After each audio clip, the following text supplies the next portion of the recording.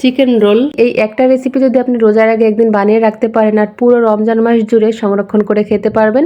আসসালামু আলাইকুম। মুরগির মাংস আর আলু যদি ঘরে থাকে তাহলে কিন্তু খুব সহজে বানিয়ে নিতে পারবেন মজাদার এই চিকেন রোল রেসিপি। এটা তৈরি করা যেমন সহজ, খেতে হয় ভীষণ মজার।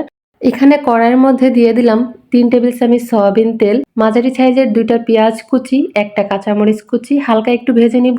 এখানে দিয়ে দিলাম 1 কাপ গাজর কুচি, গাজরটাকে হালকা একটু ভেজে নিব। এখানে দিয়ে দিলাম হাফ চামচ জিরার গুঁড়া, পরিমাণ মতো লবণ, হাফ চা চামচ শুকনো মরিচের গুঁড়া আর 1/4 টিস্পুন হলুদের গুঁড়া। একটু নেড়েচেড়ে মিশিয়ে নিব। 1 মিনিটের মতো সময় নিয়ে এটাকে ভেজে নিব। এখানে দিলাম 1 কাপ মুরগির মাংস, আগে থেকে আমি সিদ্ধ করে রেখেছিলাম, আর দিয়ে দিলাম 5টা 6টা কাঁচামরিচ কুচি। নেড়েচেড়ে মিশিয়ে নিব। 2 মিনিট সময় নিয়ে রান্না করে নিয়েছি। এখন দিয়ে দিচ্ছি কিছুটা ধনিয়া পাতা। আরও 2 মিনিট সময় নিয়ে এটাকে রান্না করে নিব। তারপর চুলার উপর থেকে নামিয়ে নিব। মাঝারি সাইজের 2টা আলু সিদ্ধ করে ম্যাশ করে নিয়েছি, আর রান্না করে রাখা গাজর আর চিকেনের পুর দিয়ে দিলাম।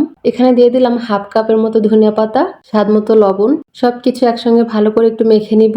এখানে বাইন্ডিং এর জন্য আটা, ময়দা, চালের গুঁড়া, কর্নফ্লাওয়ার বা পাউরুটি যে কোনো একটা ব্যবহার করলেই হবে।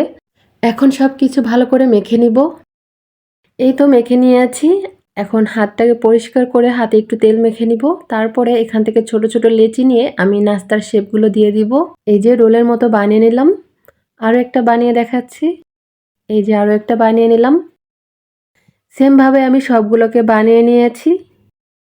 এখানে নিচ্ছি 2 টেবিল চামচ আটা আর দিয়ে দিচ্ছি পানি।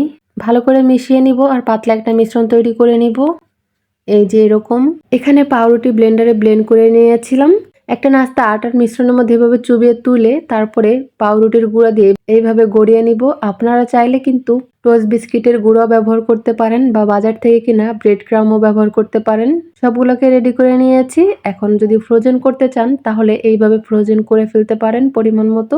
আর একসাথে যদি অনেকগুলো ফ্রোজেন করেন তাহলে আগে 10-15 মিনিটের জন্য একটু ডিপ ফ্রিজে রেখে নেবেন। তাহলে কিন্তু অনেক দিন পর্যন্ত ভালো থাকবে, একটার সাথে আর একটা লাগবে না।